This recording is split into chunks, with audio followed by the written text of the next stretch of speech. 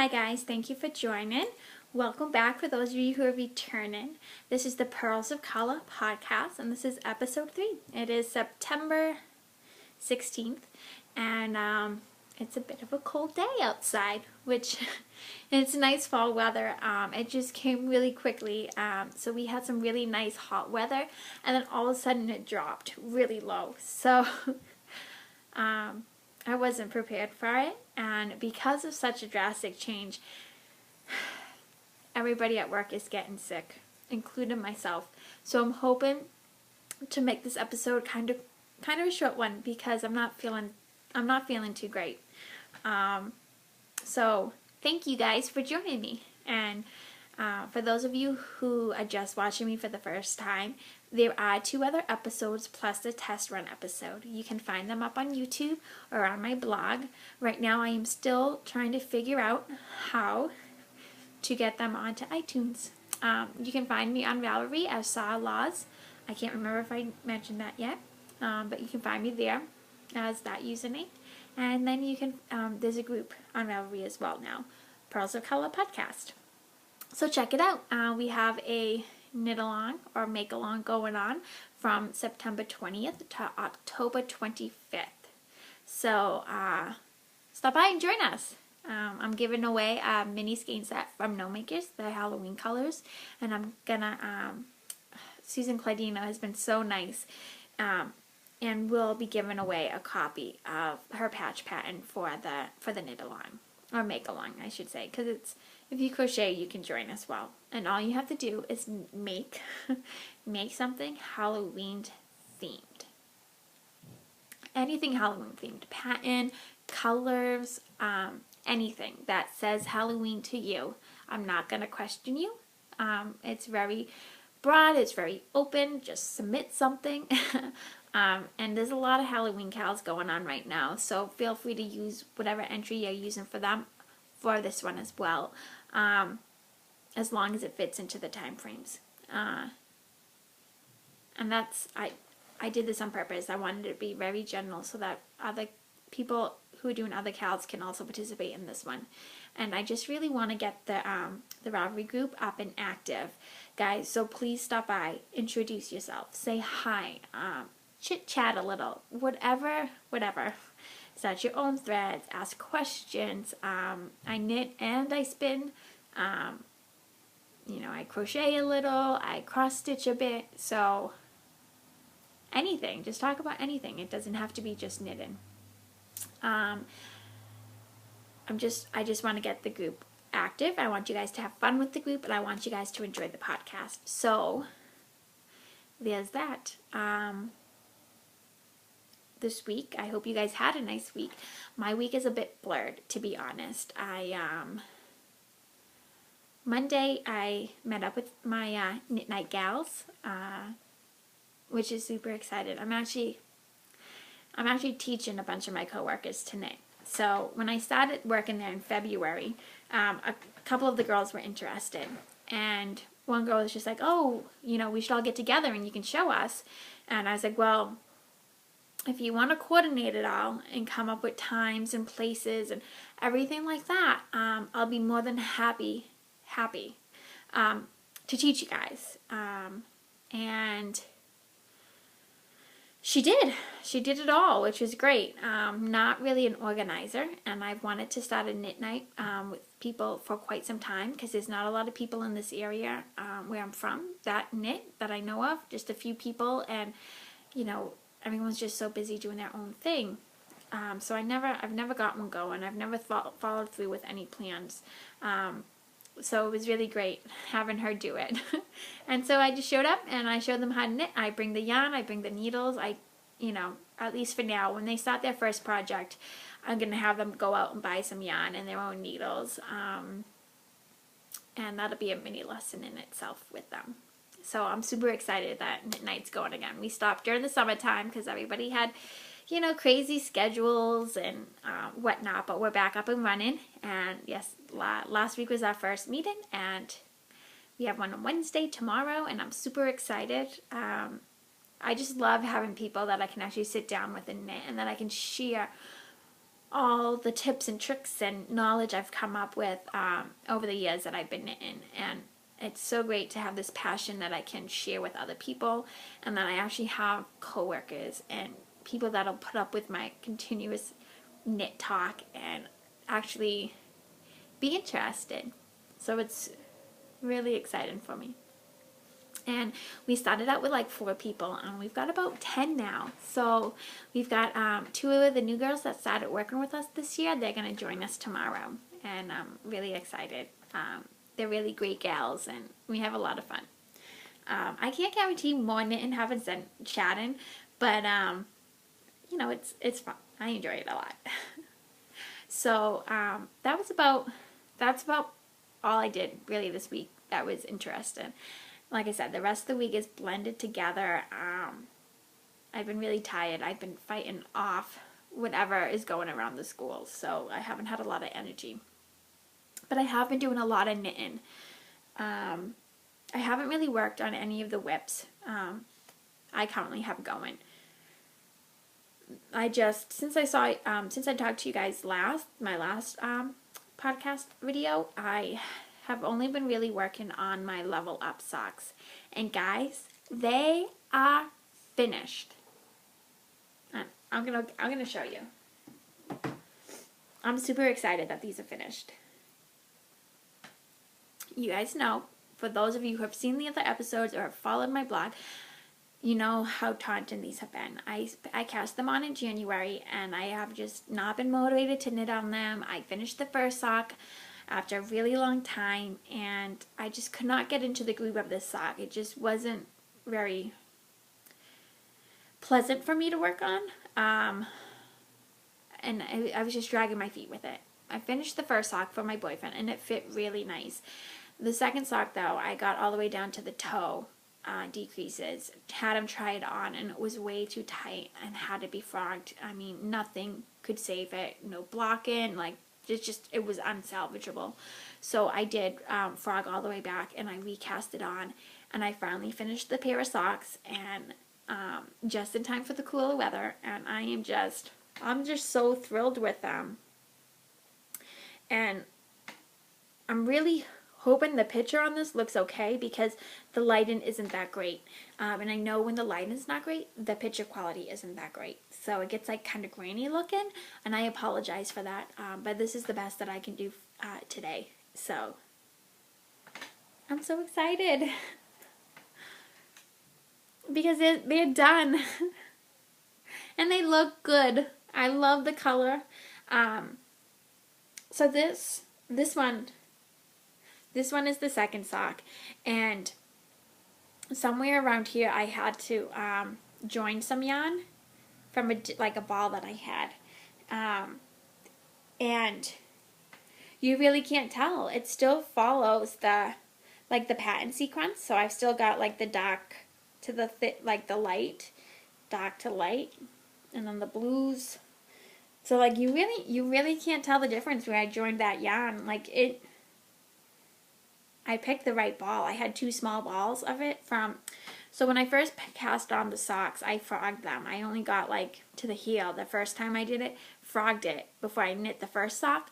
And because that yarn was crinkly, I didn't use it. I rolled it into a ball and I let it sit for a while. So when I pulled it back out, the crinkles were gone for the second sock. So I used that because when I frogged the second sock, of course I had all this crinkled yarn, and instead of washing it like I should have, I was lazy. So I just pulled those balls out, and they weren't crinkled anymore, and they were nice and smooth looking, and I'm just thrilled. I am thrilled with how these socks came out. So normally when I knit, well, I can't say normally because this is only the second pair of socks I made them, and the first pair were way too big, and I didn't re-knit those. I said, here you go, they are what they are. He doesn't wear them, but I do. But this is the first pair of socks that he's actually going to keep and wear for himself. And they look great on his feet. My boyfriend has really great legs, and I'm a bit envious of them. I have these short, chunky legs, and I just wish I had his legs. They're athletic looking. and he's got these nice calves that go into like these, like he's got small ankles. Excuse me, guys. Like I said, I'm not feeling well, so I just have to. Give me 1 second. Sorry, I just had to wipe my nose. I apologize. So anyway, enough about my boyfriend's legs, because you guys probably could care less. But they look great on him. And one challenge actually knitting for him is that he likes his sock with so much negative ease that they're tough to get on his feet. So I do a 2x2 cuff for all my socks. But when you wash a 2x2 cuff, it stretches out flat a lot. Like it gets wide, and it doesn't really have a lot of shrink to it, unless I'm assuming you put a lot of ribbon in, which I don't, because he just likes ankle socks. So a challenge is because his ankles get so thin, the cuff is usually too big. So on the second sock, I didn't change it on the first sock because it was already done. But for the second socks, one of the modifications I made was that I cast on a smaller amount of stitches for the first half of the cuff. And then for the second half of the cuff, I increased on one round 4 times. So I went from 60 stitches right to 64. And then I continued with the 64 for the rest of the cuff. Then I switched to a larger needle for his heel, because his heel was too tight. And then I switched to the bigger needle, and then I switched back to the smaller needle. So because he likes them with negative ease, when I knit them, like they usually look like this at the end, super like thin and super long. But he wore them, and that's why they're wider looking now. So I finished them, and the next day I blocked them.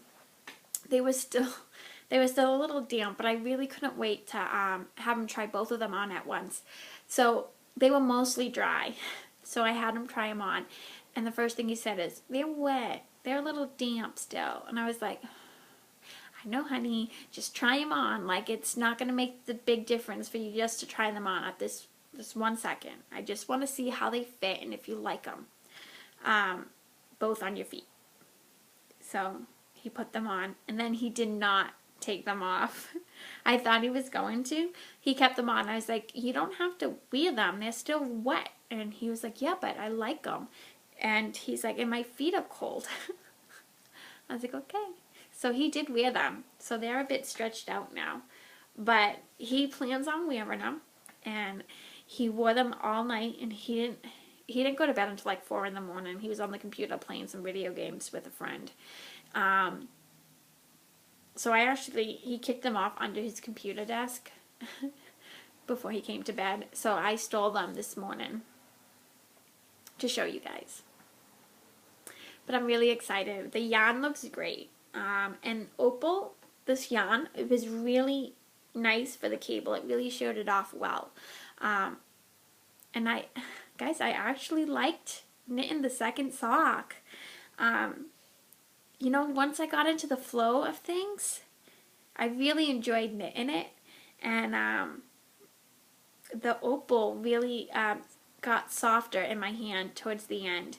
And after I washed them, I really liked the fabric I got.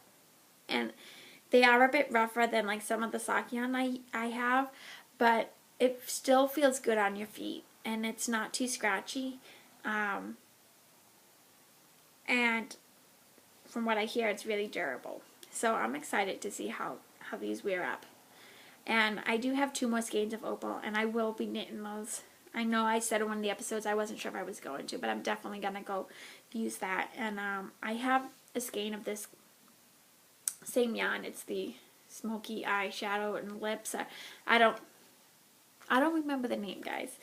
But it's I have 2 colorways of it. There's this blue one, and then there's a pink one. So where this blue is, it's pink instead of that blue. But everything else is pretty much the same color. And the idea was to make his and her socks. One in the pink for me, one in the blue for him. So I think I am going to make the second a second pair for myself in the pink.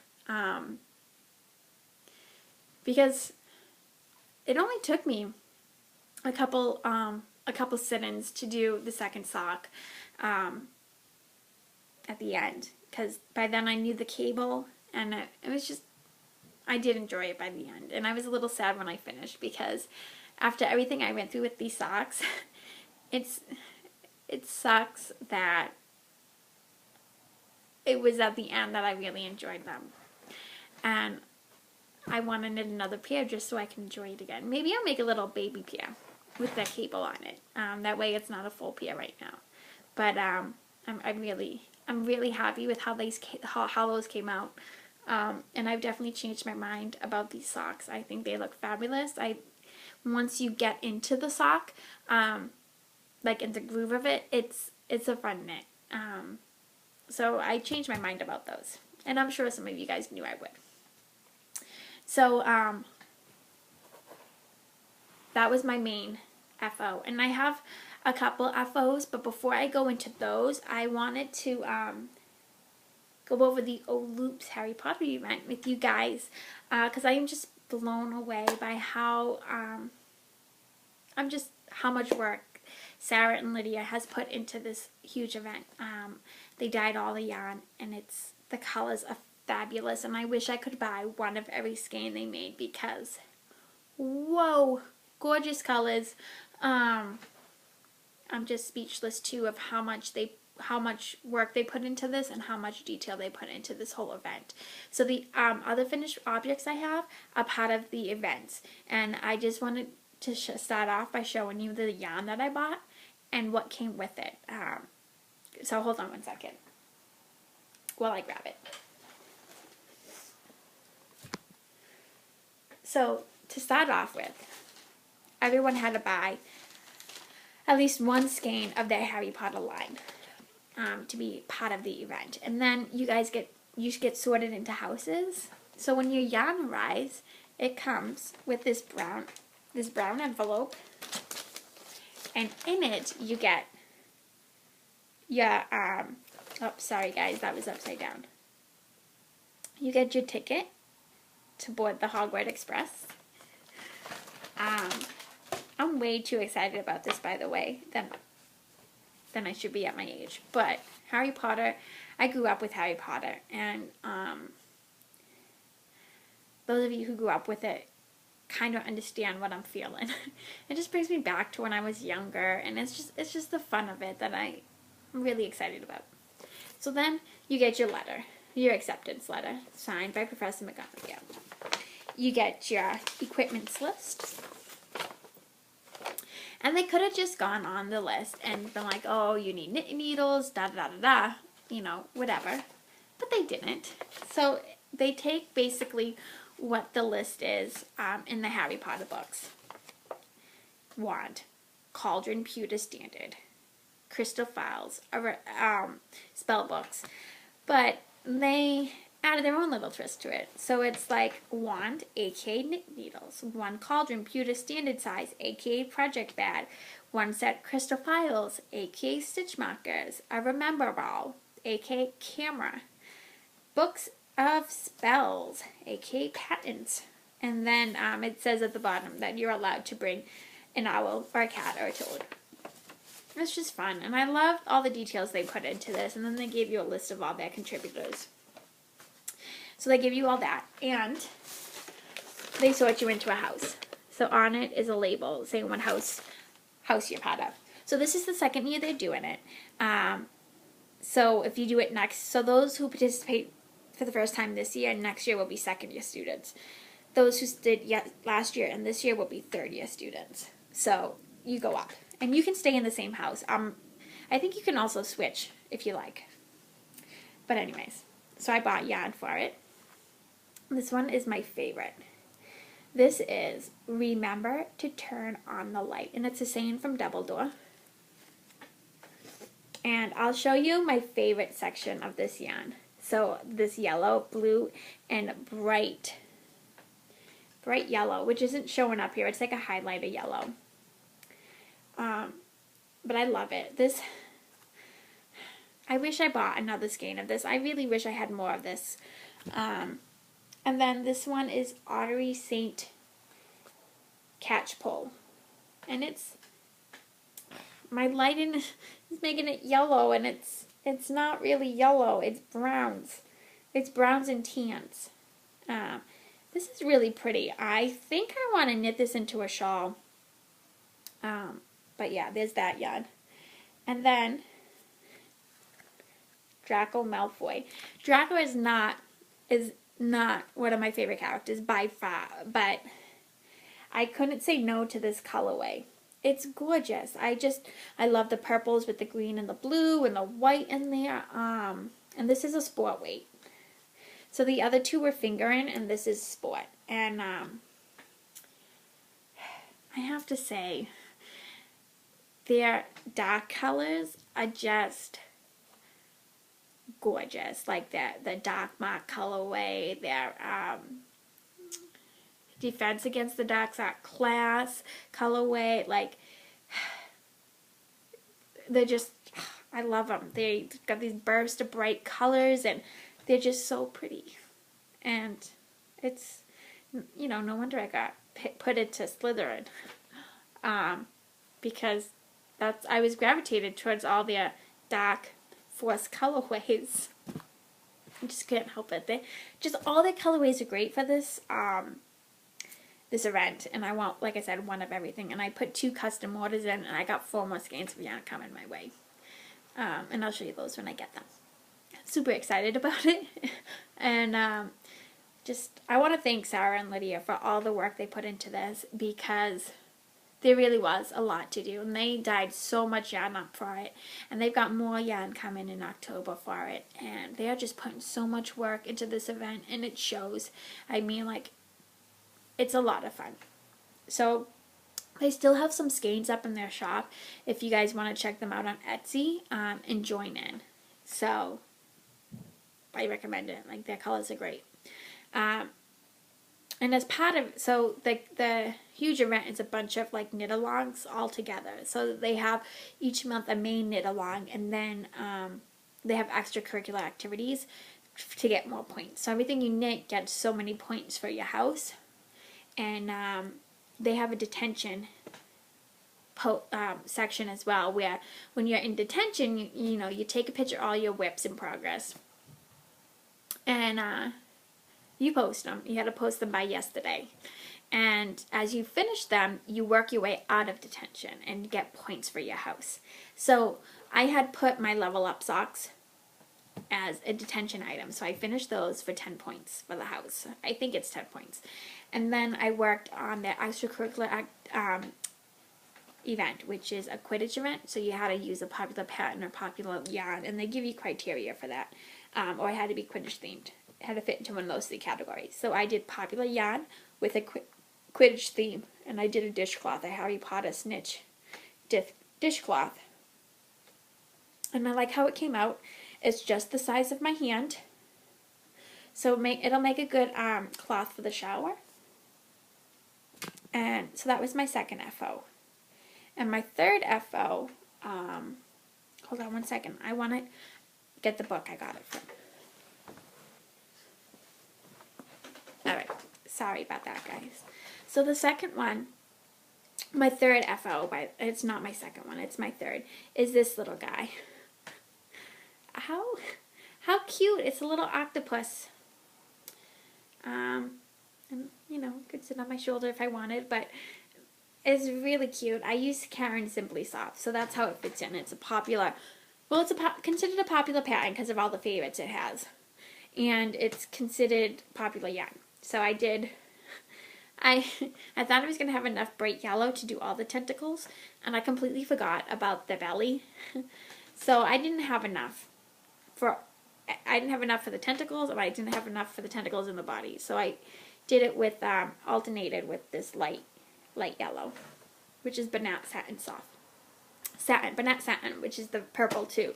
The Karen is the Simply Soft is the bright yellow. So anyways, that's my octopus. He's super cute. And the designer on that, I'm just going to show you her name. It's Hansy. I don't know how to pronounce her last name. I think it's Singh, but I don't know if the H at the end is silent or not. So there's her name. This is her book. She sells her patents individually on Ravelry, so she has additional patents that aren't in this book. But this book is really, it's a really great book. She has a really detailed beginning section. She's got all kinds of like how-tos and describes all the different techniques she uses. It's a great section on wraps and turns. Lots of pictures for clarification. I highly recommend this book. It has 20 patents, and it's got vegetables. It's got backyard critters. It's got mystical critters. It's got underwater critters. I recommend it. And she's been a designer I've been following since I started knitting. And I bought this book when it first came out. She had pre-orders. And if you pre-ordered it through Etsy, she signed a copy. So I've got a signed copy from her. And she added a little note to mine, which I really, really enjoyed reading. It's just a thank you for my encouragement and my support, because I have, like I said, I've been following her for a really long time, and she was one of the first designers that I really came to like.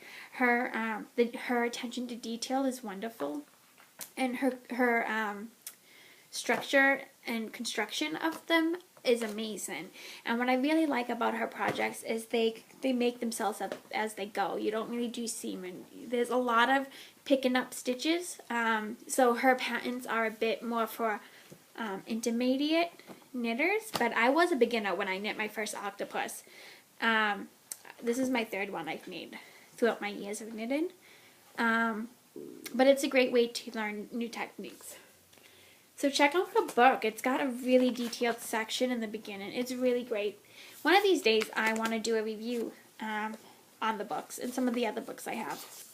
But I got to find a spot to record for that. So there's that. And that's really, guys, that's really about it. I am working, oh actually, she has a pattern that's not in that book is her horned owl, which I've started knitting. This is the front of the owl, his eyes, his beak, and his front body. Let me show you. Excuse me again.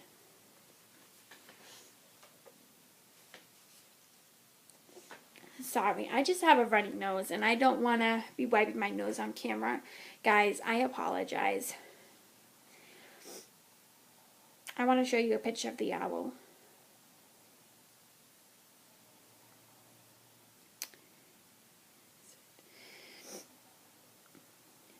Right here.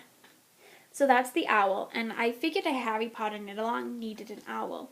I mean, on the list of equipment, it says every student can bring an owl or a cat or a rat, and so I needed an owl. And what Harry Potter knit-along is not complete without a hedgewig.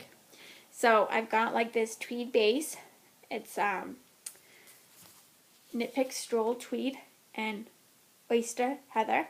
This is, I'm considering this popular yarn, so this is going to go into the Quidditch extracurricular activity event. You can put as many as you like in there. It's not just one per person. So I'm using that for the body, held double. For the beak, I'm using No Maker's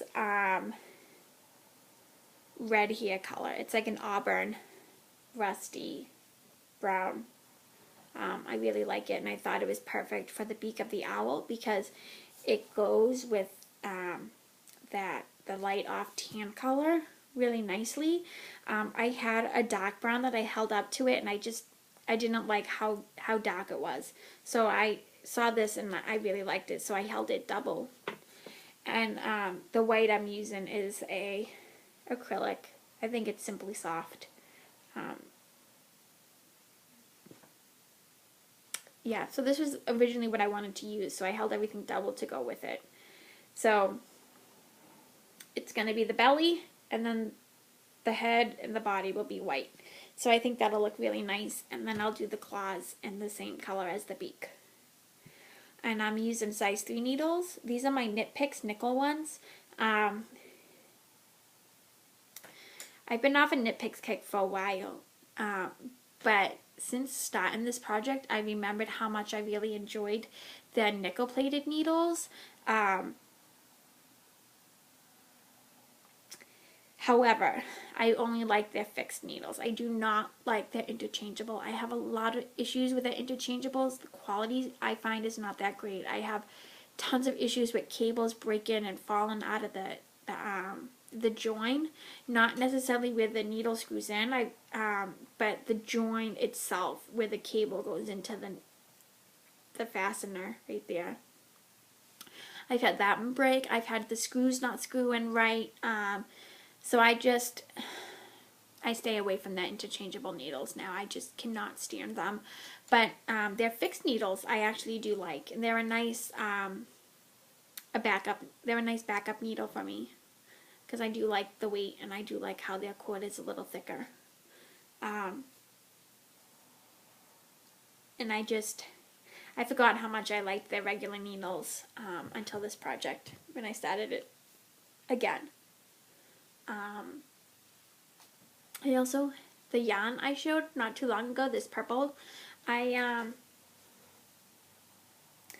did go ahead and I washed it and set the twist. I did try folding it a little bit.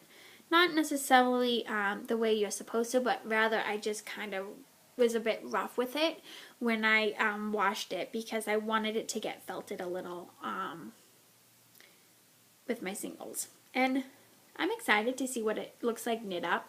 I think it's going to be a little biased, and and I'm okay with that. I think I want to knit it into like this lacy cowl, and hopefully I have enough to do that. Maybe I'll pair it with something else and do stripes, if not. So that's that. And I don't think there's much more, guys. There's my my Level Up socks that I worked on, my octopus, my Harry Potter dishcloth. This is, by the way, this was Knit Picks Simply Cotton, and I don't recommend it for large projects. It's not anything pleasant to knit with, but overall, as a washcloth, after I blocked it and stuff, it, you know, I don't mind the feel of it. And like I said, it will be a nice washcloth for like the shower, or, you know, just to scrub my face. So yeah, Harry Potter. I might actually make another one of these dishcloths just so I have two that match. And there's the owl that I'm working on now. I'm going to bring this one to knit night. I don't know how much of it I'll actually do during knit night, because I do a lot of error fixes. So the girls are all just working on the knit stitch and the purl stitch, and they're all just doing squares right now. Later on, I might have them turn them into like little like log cabin pillows, or just make a scarf from them, with that first square being the test swatch. I think that'd be really neat to see their progress. But for now, they're just doing squares, and once they get comfortable, I'm hoping to have them pick out a hat and show them how to do hats, because I know they've been doing those two stitches for a while, but some of them are comfortable, some of them are not. And then with our summer break, some of them just want to get back into it before they take on any projects. But my hope is, I haven't taught them increases or decreases, but I don't want to do that until they pick out a hat to do. And I think that's a perfect way to teach those. I don't want them to do another square, though, with just increases and decreasing. I just don't want them to get bored. And I think the best way to learn a skill is by picking out something you want to do, because then you're motivated to finish it. So that's my plans for tomorrow. I'm so, guys, I can't even explain how excited I am for knit night. Yeah, so that's and then my old loops. And I did buy some t-shirts recently that I wanted to show you guys. And I was born in 1986, so, I hit the end of the 80s, and mainly was a 90s gal. So I just found this website called bustedtees.com, and a friend sent me a knitted shirt they had on there, and I had to buy it for knit night, of course. But while I was looking on there, I came across other t-shirts that really just made me laugh, like literally out loud at the computer, and I don't do that often. Like even when I'm watching movies, I don't laugh out loud usually. I'll like kind of smile to myself or maybe chuckle, and my boyfriend's like, "Why weren't you laughing? That's funny." But it's just, I just don't generally laugh out loud when I'm doing like watching TV or looking at websites and stuff like that. It's just, it's not really my first reaction. Anyways, so here's the knitted t-shirt. Knit is for life, which I just thought was really appropriate to where I'm from. Knit is, because that's exactly how I say knitter, like, or I'm a knitter. Like, that's just, it's perfect for where I'm from. So there's that t-shirt. So these next two have references to like TV when I was younger. And I know some of you will probably know this stuff. I just don't know where everyone is from that watches this. So I don't know if you'll all know the references, but I'll go over them briefly. So there's this one, Jessie and the Rippers, and that's a Full House reference. And John Stamos, I think that's who plays Jessie. Right, guys? I could be wrong, and if I'm wrong, I apologize, but I'm pretty sure that's right. I know the last name is, I don't know. I hope that's right, and if not, then it's showing how I'm bad at trivia. And I really do love Full House, but I think that's it. Anyways, Jessie was like one of my first crushes growing up, and it was like the first band I ever heard of probably was Jessie and the Rippers. So I had to get that t-shirt. And then my next t-shirt is a Sandlot reference. It's a movie, it's a baseball movie. And it was a favorite of my brother, my sisters, me, and my cousins to watch when we all got together.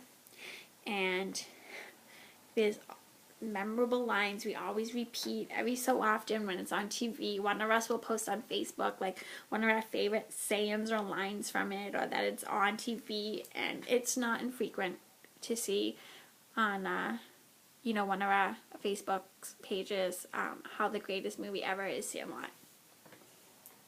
So this is Benny Rodriguez. In the middle says the jet, and then at the bottom it says the jet stole home. And it's great. I love it. He was another one of my crushes growing up, Benny the Jet Rodriguez. Who did not want to date him? Come on, guys. If you grew up in the 90s, that's what it was all about. So I got those two t-shirts. The t-shirts are actually really nice quality. And I got a large on both, I think. I could be lying. I think I got an extra large. Yeah. So for Benny the Jet Rodriguez, it only came in men's sizes. So on that one, I got a large. But the other two, I got an extra large. And they're a bit more fitted t-shirts. And I always go with extra large on all my t-shirts because I like them a bit loose. And if I wash them and they shrink, they'll still fit me. So that's everything I wanted to show you guys today. So I hope you enjoyed. And if anybody wants to shoot me a link to somewhere I can do an RSS feed, please let me know because I'm trying to get this up on iTunes. And if you have any editing tips, any specific programs that you use to edit, please let me know. I really appreciate the help, and yeah, I would just really appreciate it. And I appreciate all you guys for stopping in and watching, and I really appreciated all the feedback I've gotten.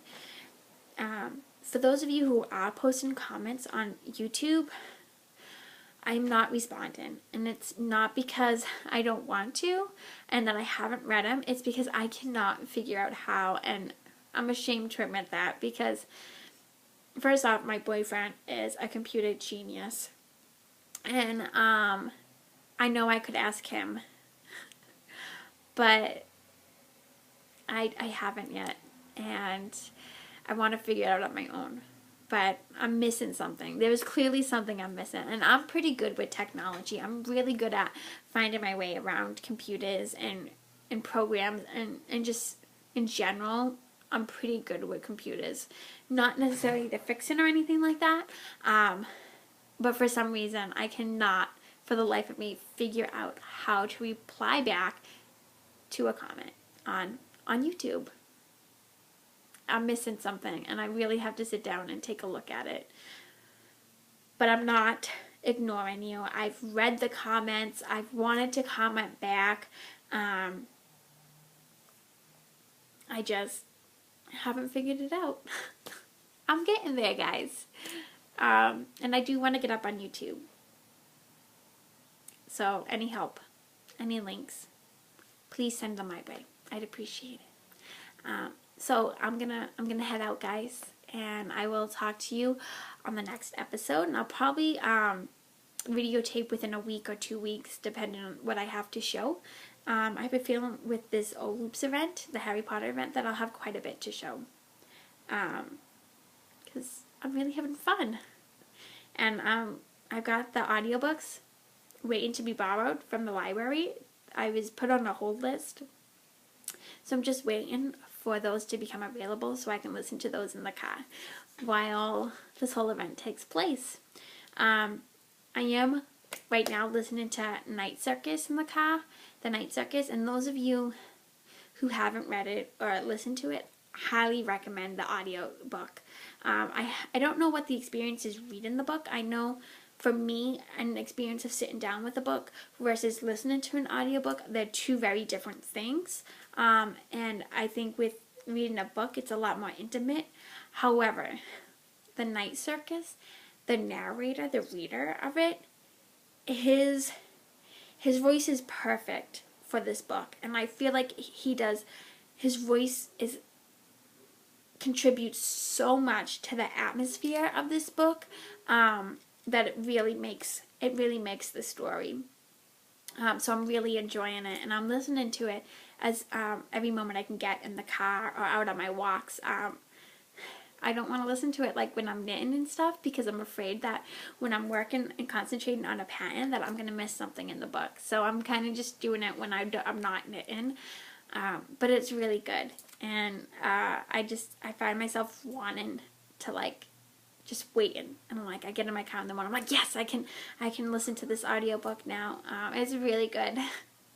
The only thing about the audiobook is they do mention time frames, and sometimes they skip around in time frames, so I do find it's tricky to follow along with the time frames when I am in my car listening to it, because my mind my concentration is split between the audio and what I'm doing driving. So it's a little harder to concentrate on the time frames, but you still kind of generally get the idea of the story. So get it. If you guys, it's a fiction, and it has to do with this wizard duel. An endurance type thing. So it's actually really good, guys. I highly recommend the audiobook. And I might read the book afterwards to see what the two experiences are like. But the guy who narrates it does a fabulous job, and it really contributes to the whole story. And I don't think I'd be enjoying it as much if the narrator's voice didn't help set the atmosphere so much. They did a really good job picking him. So, yeah.